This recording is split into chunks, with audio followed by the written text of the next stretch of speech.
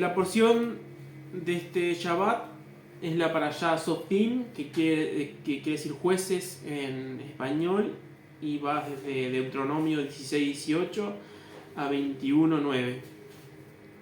Ya estamos, quedan pocos capítulos del libro de Deuteronomio, ya estamos llegando a su fin, y bueno, dentro de unos días, unas semanas, vamos a empezar de nuevo con el ciclo de la Torá.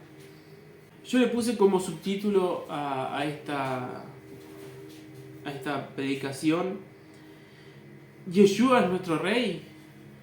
Muchas veces lo decimos a esto, muchas veces hablamos en nuestra boca, decimos sí, él es nuestro Señor, o sea, nuestro amo, Él es nuestro rey, pero no sabemos realmente a cabalidad lo que esta palabra significa. En Apocalipsis capítulo 17 dice que Él es Rey de reyes y Señor de señores. Y a veces lo decimos con ligereza a esto, lo cantamos con ligereza. Pero esto quiere decir que Él está sobre cualquier autoridad, porque sabemos que en la tierra quedan algunos que otros reyes. En la tierra quedan algunos que otros amos, porque el Señor, la palabra más adecuada sería amos. Y Él dice que está sobre todos esos reyes y sobre todos esos amos. Yeshua gobierna toda la tierra. Dice que toda la creación fue hecha por Él y para Él. Entonces, vuelvo a repetir el título: Yeshua es nuestro rey. ¿Realmente Él reina sobre nuestras vidas? Muchas veces queremos ver un avivamiento en la ciudad donde vivimos, queremos que muchas personas se conviertan, y ese avivamiento va a empezar por cada uno de nosotros. Ese avivamiento no va a ser porque vengan 4 o 5 nuevos a la congregación y esos 4 o 5 inviten a otras personas, sino que eso va a pasar cuando realmente Yeshua sea nuestro rey, cuando realmente Él reine sobre nuestras vidas. ¿Y cómo podemos saber si Él está reinando?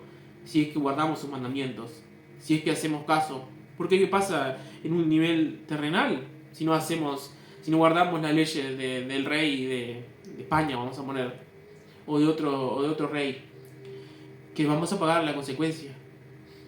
Algunas veces será con cárcel, y algunas veces hasta puede ser con la vida, que tengamos que pagar la consecuencia de no seguir con los mandatos del rey. Y en nuestras vidas eso también es así.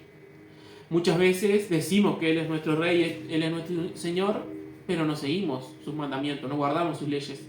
¿Y qué pasa? Que muchas personas espiritualmente están muertas. Espiritualmente no tienen vida, sino que están muertas en sus delitos y pecados, dice la Escritura. Pero ahora vamos a analizar algunos pasajes de esta porción que nos habla sobre cuando el pueblo de Israel instituyera un rey para ellos. Vamos a leer en el capítulo 17 de Deuteronomio,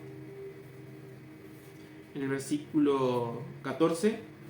Cuando hayas entrado en la tierra que Yahweh tu Dios te da, y tomes posesión de ella, y la habites, y digas: pondré un rey sobre mí como todas las naciones que están en mis alrededores. Lo primero que quiero resaltar aquí de este versículo es la omnisciencia de Dios. ¿Qué quiere decir eso? ¿Qué es la omnisciencia de Dios? Que Dios todo lo sabe. Yahweh le estaba diciendo a aquel pueblo de Israel que cuando ellos entraran a la tierra prometida y habitaran en ella, iban a pedir rey. Sin embargo, sabemos que eso se cumplió, pero se cumplió más de 300 años después. Así que vemos que Yahweh sabe todas las cosas y Él está en control de todas las cosas. Entonces, tenemos esa tendencia. Sabemos que todo lo que pasó al pueblo de Israel sirve para ejemplo de nosotros, dice la palabra. Y nosotros, como ahora somos el pueblo de Israel, pasamos muchas veces por esto. Entonces, muchas veces tendemos a poner reyes sobre nosotros. ¿Quiénes son esos reyes para las personas creyentes? Muchas personas, esos reyes son los pastores.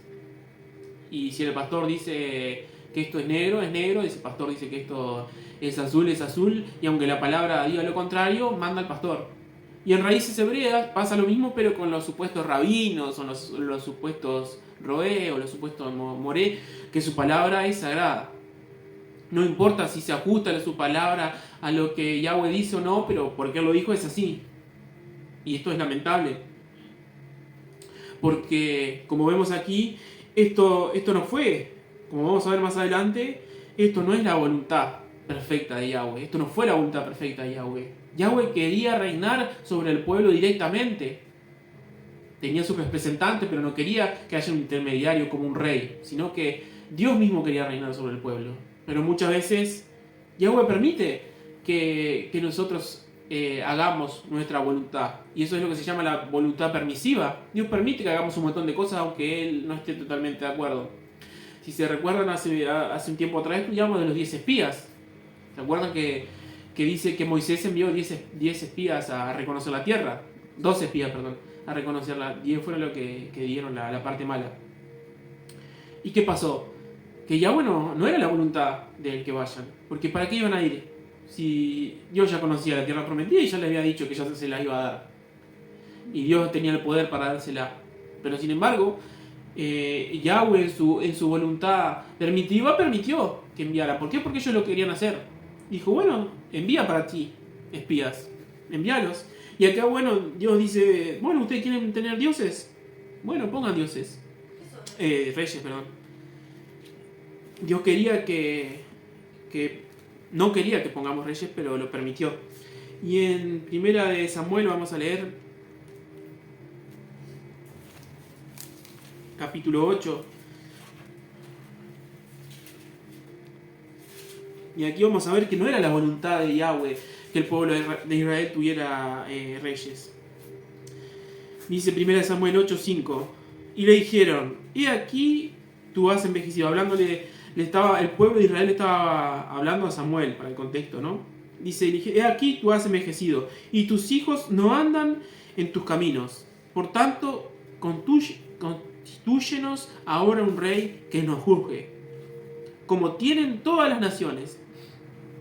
Pero no agradó a Samuel esta palabra que dijeron, danos un rey que nos juzgue. Y Samuel oró a Yahweh.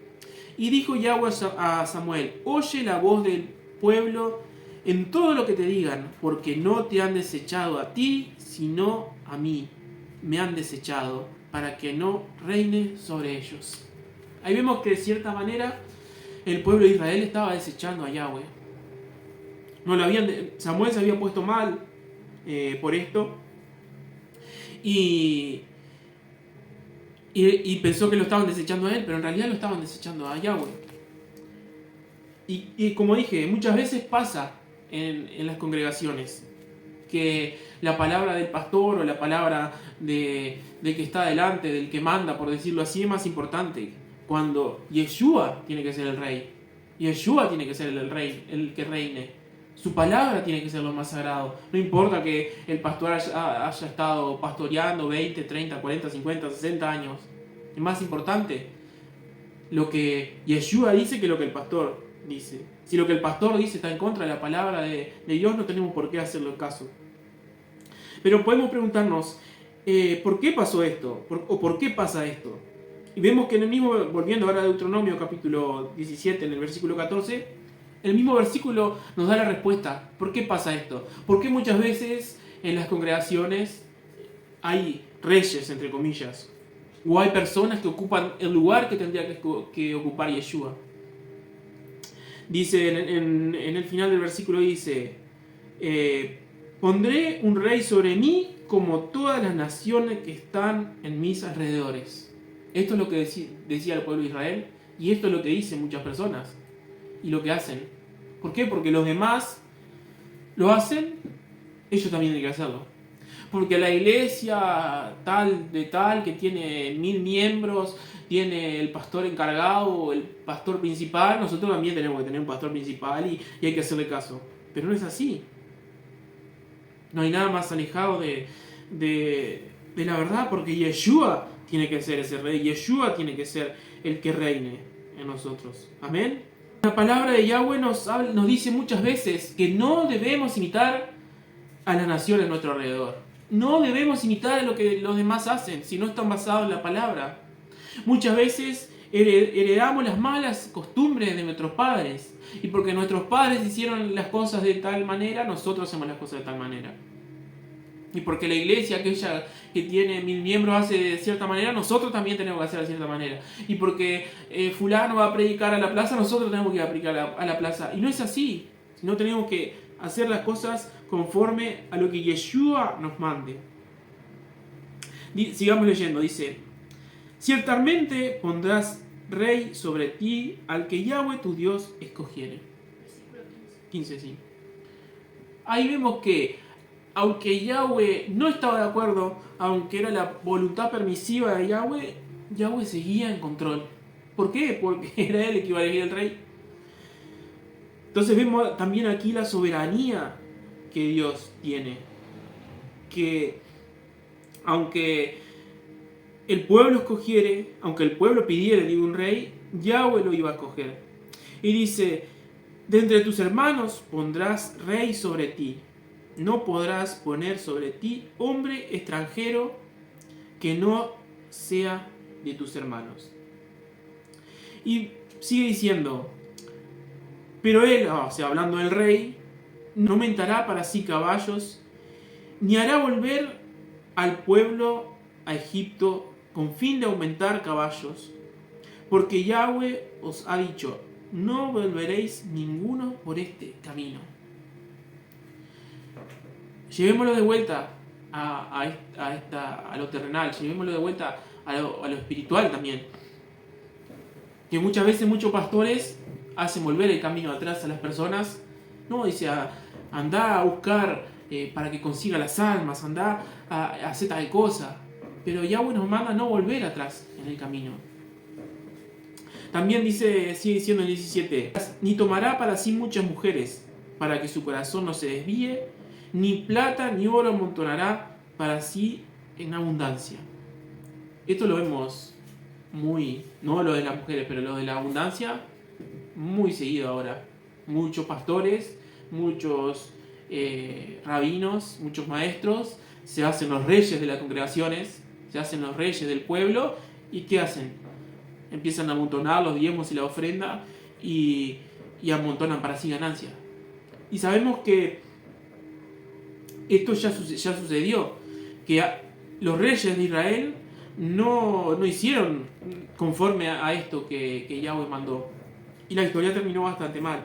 Y vamos a leer, obviamente que estoy hablando de Salomón, vamos a leer en Primera de Reyes, capítulo 10, que habla sobre la historia de Salomón y cómo él hizo todo lo contrario a los versículos que acabamos de leer.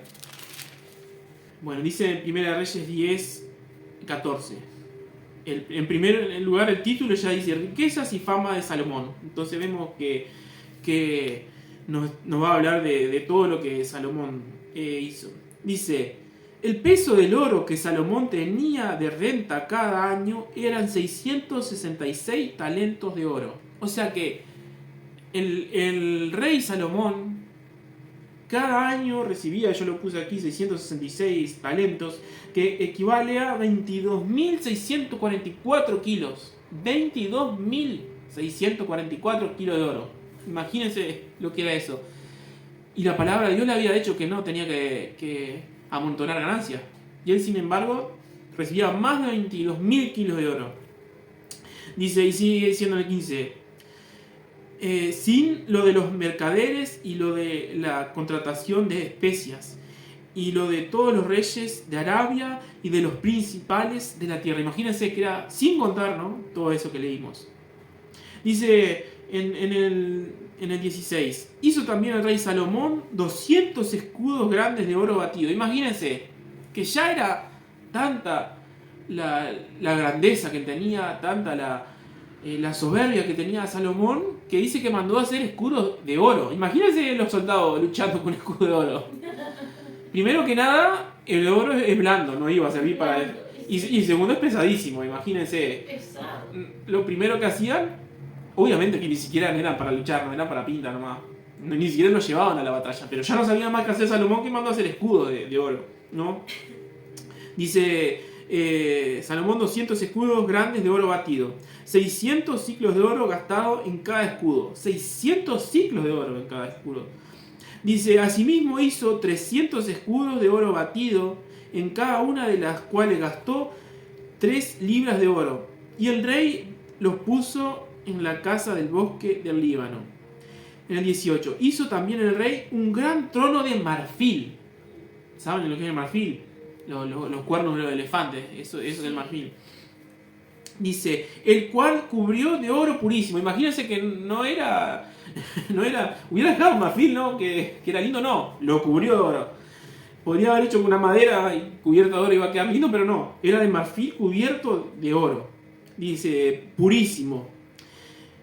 Dice, 6 gradas tenía el trono y la parte alta era redonda por el respaldo, Y a uno y a otro lado tenía brazos cerca del asiento, junto a los cuales estaban colocados 2 leones. Imagínense lo que era. Marfil, oro, leones. Era todo increíble. Dice, no lo vamos a leer, pero en los versículos anteriores a lo que estamos leyendo, dice que la reina de Saba vino a visitar a Salomón. Porque había escuchado de la grandeza, que le decían, no sabes, hay un rey, el rey de Israel, tiene tanto oro, tiene tanta sabiduría. Dice que ella no creía la cosa que le decían. Y cuando fue a visitarlo, dice que era muchísimo más de lo que le habían dicho. La grandeza que tenía y la sabiduría que tenía Salomón. Sigue diciendo, estaba también 12 leones puestos allí sobre las 7 gradas, de un lado y del otro. En ningún otro reino se había hecho trono semejante.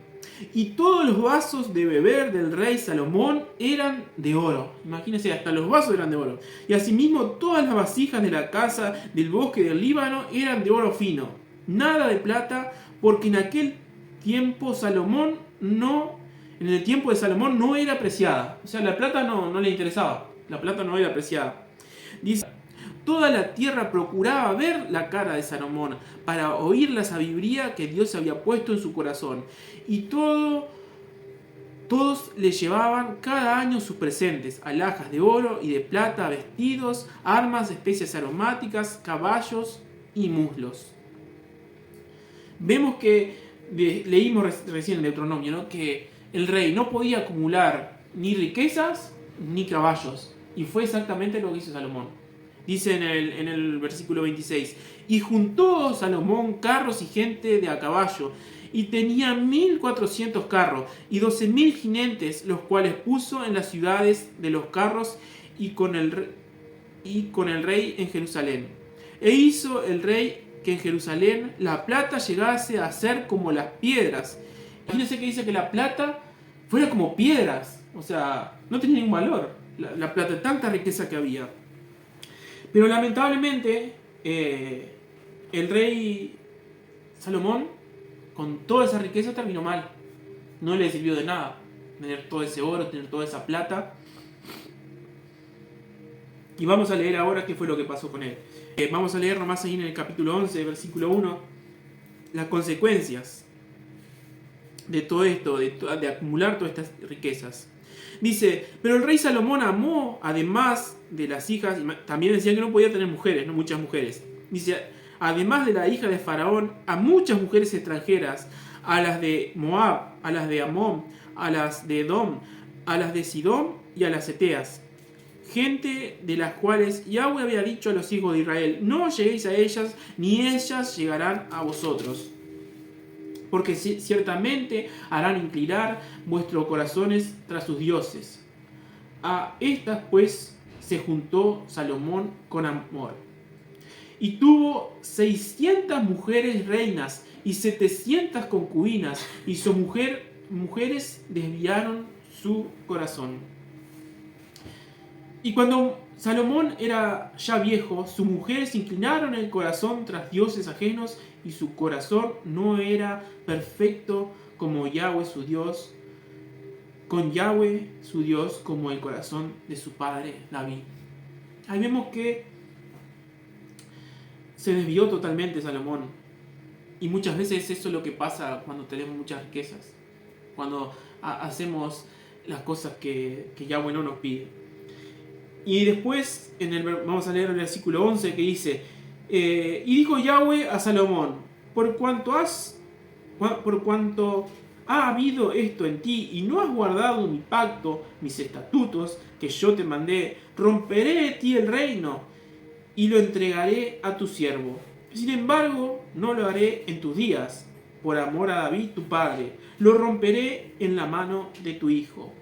Pero no romperé todo el reino, sino que daré una tribu a tu hijo por amor a David mi siervo y por amor a Jerusalén, la cual he elegido. Ahí vemos que dice que Yahweh iba a romper el reinado de Salomón por la idolatría que hizo, por la desobediencia que tuvo. Como muchas veces Yahweh tiene muchas promesas para nosotros y no las cumple por la desobediencia que nosotros tenemos, porque no cumplimos, como dice aquí, el pacto que hicimos con Él, ni guardamos los estatutos con Él. En el versículo 29 dice: aconteció pues que en aquel tiempo, saliendo Jeroboam de Jerusalén, le encontró por el camino el profeta Ahías, silonita, y este estaba cubierto con una capa nueva, y estaban ellos dos solos en el camino. Y tomando Ahías la capa nueva que tenía sobre sí, rompió en 12 pedazos. Y dijo Jeroboam: toma para ti 10 pedazos, porque así dijo Yahweh, Dios de Israel: he aquí que yo rompo el reino de Salomón, y a ti te daré 10 tribus. Y él tendrá una tribu por amor a David mi siervo, y por amor a Jerusalén, ciudad que yo he elegido de todas las tribus de Israel. Por cuanto me ha dejado y ha adorado a Astoret, diosa de los sidonios, ha quemado a Quemos, dios de Moab, y a Moloc, dios de los hijos de Amón, y no ha andado en mis caminos para hacer lo recto delante de mis ojos, y mis estatutos, mis decretos, como hizo David su padre.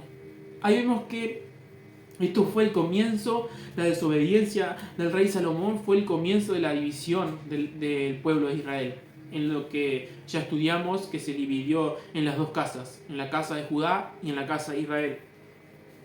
Y sabemos que por la desobediencia que después la casa de Israel tuvo, fue dispersa entre las naciones, y llegamos nosotros el día de hoy a ser descendientes de esas 10 tribus, que son las ovejas perdidas de la casa de Israel.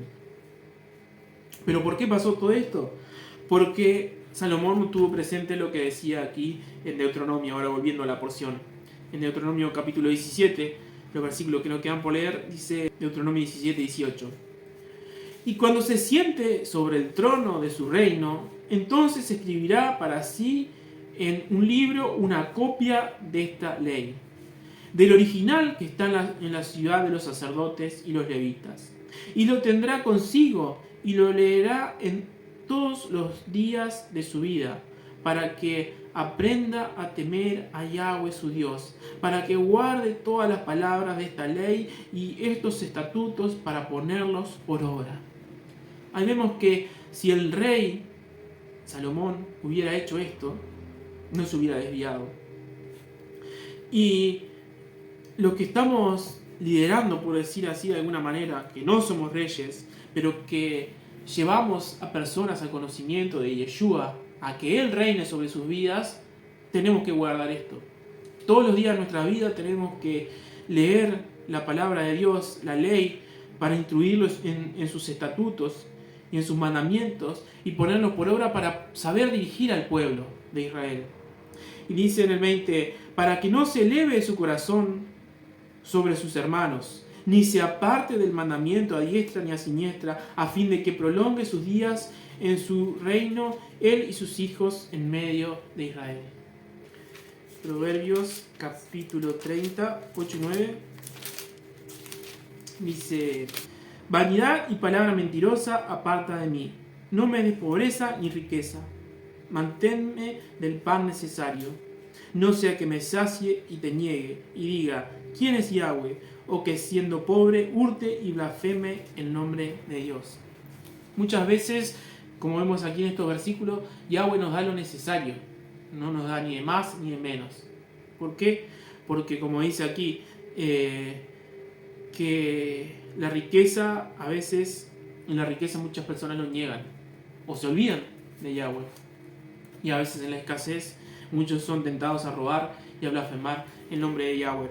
Entonces, pidámosle a Yahweh que podamos escudriñar su palabra cada día, podamos leer todos los días su Torá, para que Yeshua sea nuestro rey.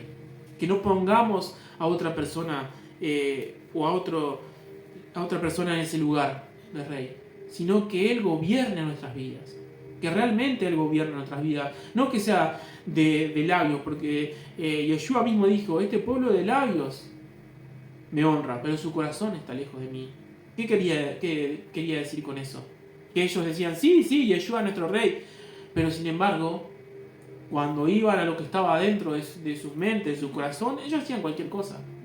Porque Yeshua dijo: si me amáis, guardad mis mandamientos.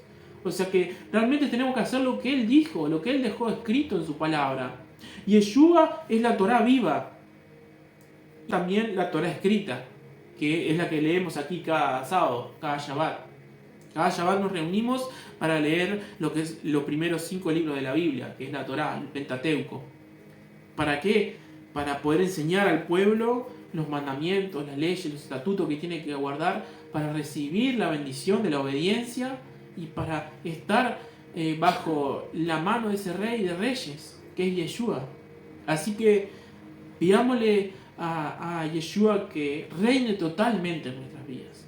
Y si hay alguna parte de nosotros que está mal, que está equivocada, que está alejada de su voluntad, ya sea de nuestro carácter, ya sea de la forma en que tratamos con las demás personas, ya sea de la forma en que pensamos, ya sea de la forma en que gastamos nuestro dinero, de la forma en que nuestros familiares tenemos trato con nuestros familiares, que podamos ponerlo a Él para que sea nuestro rey, para que Él dirija también, porque cuando nuestras vidas cambian, imagínense si viene un rey, vamos a suponer el rey de España, el rey de Inglaterra, el rey que ustedes quieran, y ustedes hacen exactamente lo que ese rey le dice.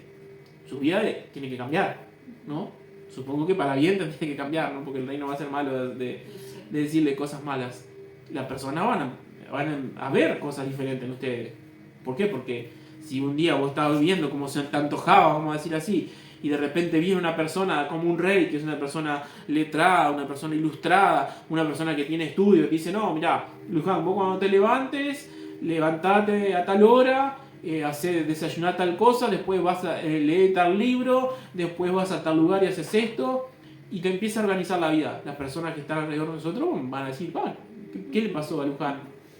¿No? ¿Por qué? ¿Qué cambió en ella? Y eso tiene que pasar en nuestras vidas cuando Yeshua es nuestro rey. Que Él es rey de reyes y señor de señores. Él tiene toda la sabiduría. Él tiene toda la potencia, todo el amor para nosotros. Tiene que haber un cambio en nuestras vidas. Y ahí las personas van a ver algo diferente a nosotros y nos van a preguntar: ¿y qué es lo que tenés vos? ¿Por qué sos así? Yo quiero ser como vos sos. Y ahí vamos a poder testificar a las personas que están alrededor de nosotros. Amén.